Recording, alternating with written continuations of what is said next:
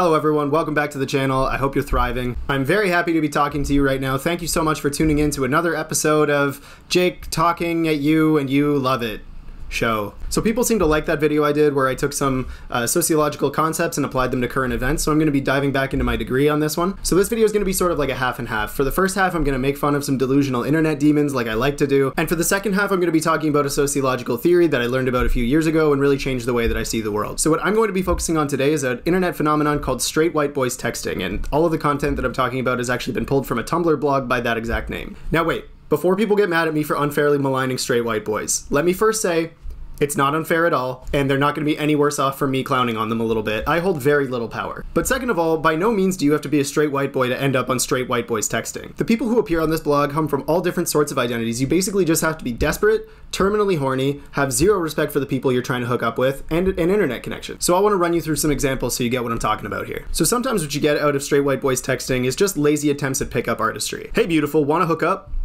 No. Hey beautiful, wanna hook up? No. Interesting strategy here. I called her beautiful and asked if she wanted to hook up 4 days ago, and she said no. So I should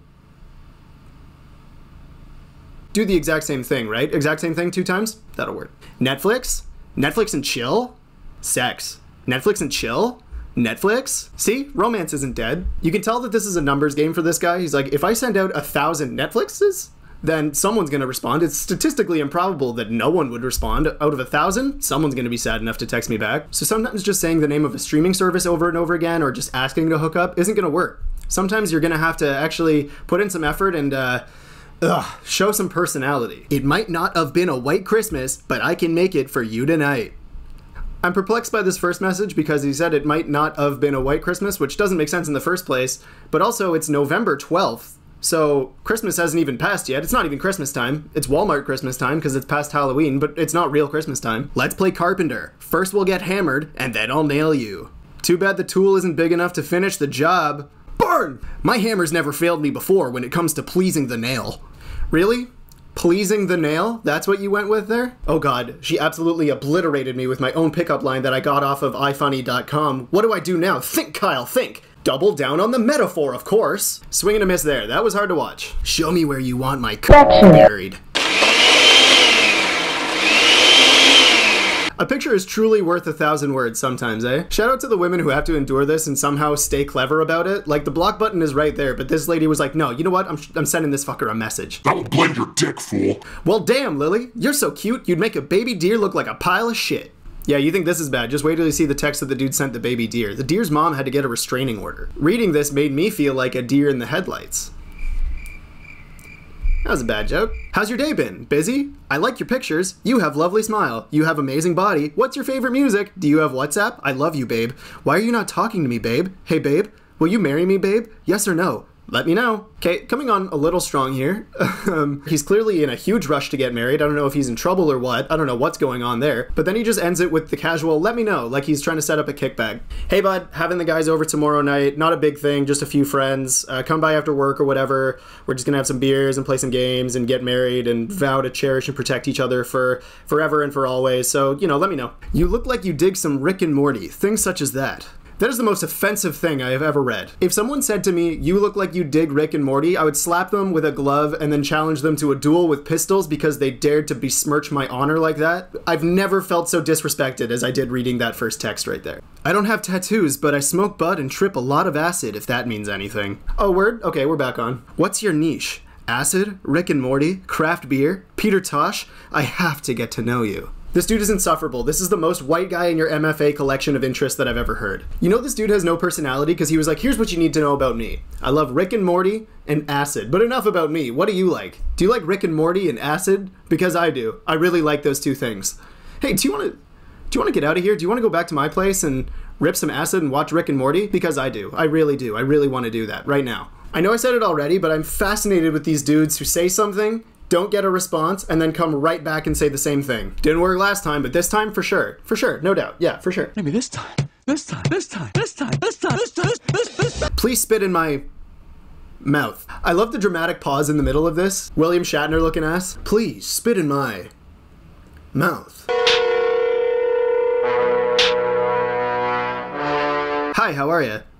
All right, you saucy little minx. You looking for a good time, devil peach tongue? Someone in the comments said this dude sounds like someone's dad, and now I'm just picturing like a horned up Eugene Levy. All right, you saucy little minx. Gross. What's your sexual fantasy? I might make it come true. Anna!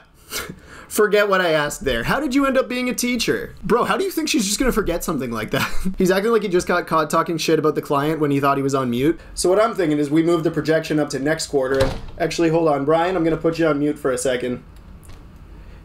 Hey babe, yeah, I'm just talking with these jerk-offs from that startup. I'll be with you in a second. Hey Jake, yeah, it's Brian. We can still hear everything you're saying. Brian, forget what I said there. How's about you and me tomorrow night, 7 p.m., golf links? You old son of a bitch, you old jerk-off. Yeah, you're fired, douchebag. Fuck. Hey, sex girl. Sorry, sexy girl. I like to imagine he had to work up the confidence to send this one like a nervous teen in the hallway by the lockers. Oh god, here she comes. Don't fuck this up, Tyler, don't fuck this up. Hey there, sex girl. Stupid, Tyler, stupid. Ha ha ha, this looks like a fun bunch. Those are my roommates. Haha, that's awesome. By the way, is your roommate with the red handkerchief single? She is really cute. This is a power move if I ever saw one, yeesh. Hey, so we've been talking for a while, and I know we're taking this slow or whatever, but I really think that it's a good time for us to meet each other's friends, because your roommate is an absolute smoke show, and I gotta know what's up with that. I gotta at least try to get that pregnant. What does ketamine and your underwear have in common?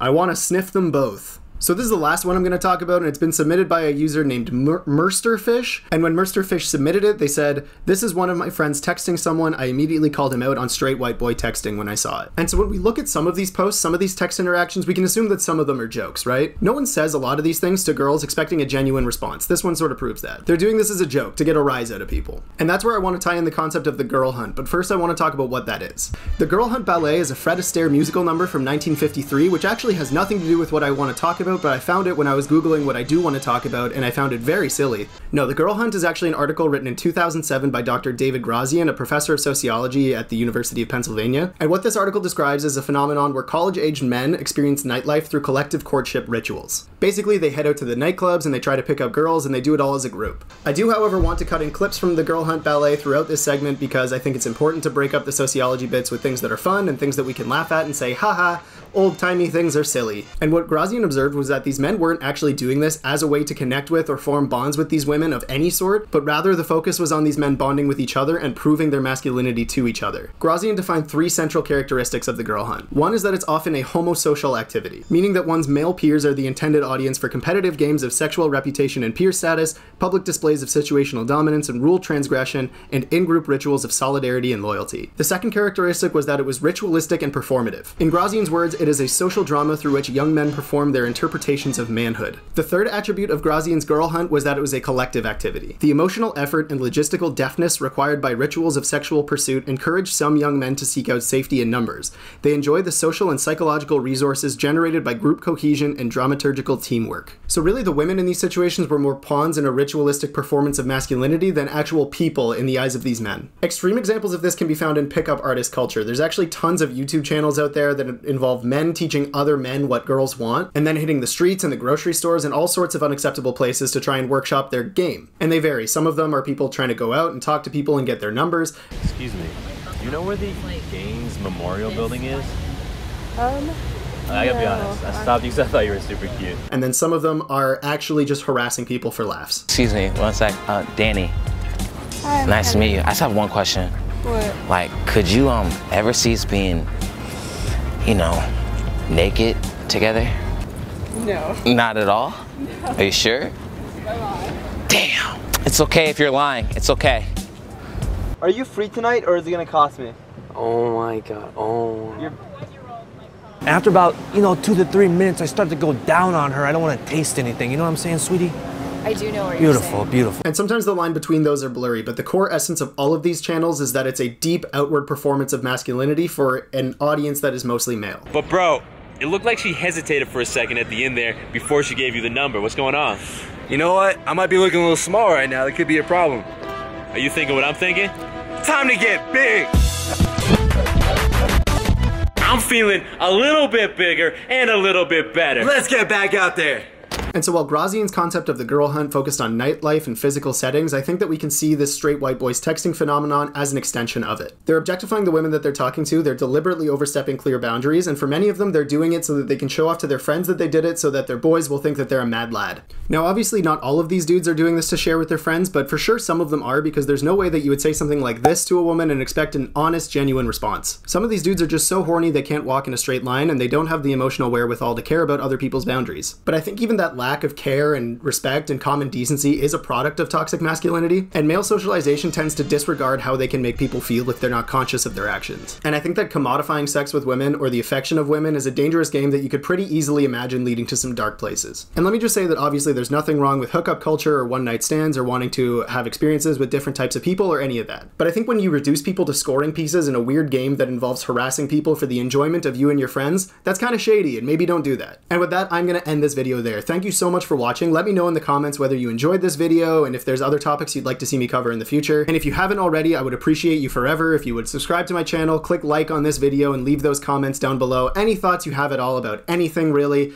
because it helps me to grow my operation and feeds my tiny, fragile male ego. Also, I meant to mention this in my last two videos and I straight up forgot. If you're feeling helpless in the midst of this global pandemic and you're wishing that there was something you can do, I do have a couple resources if you're looking for ways that you can help. One, there's a network called Caremongering. They have Facebook groups that are set up for a ton of different localities, like small cities and things like that, so you can help do things like deliver groceries to people who can't leave their house at this time. Two, there's an organization called No Kid Hungry in the US. Right now, there's about 22 million kids in the US who depend on school lunches to eat, and they're at risk of going hungry without having access to their schools. So if you want to donate to their cause, you can help make sure that kids aren't going hungry during this time. And of course, your local food banks. Donations have actually gone down across the board for them during this time, so anything that you can spare, if you have the resources to help people at this point, I recommend that you do. Alright, that's gonna be it for this one. Hope you're doing well, everyone. You're the best, and I think you're the best. Take care of yourself.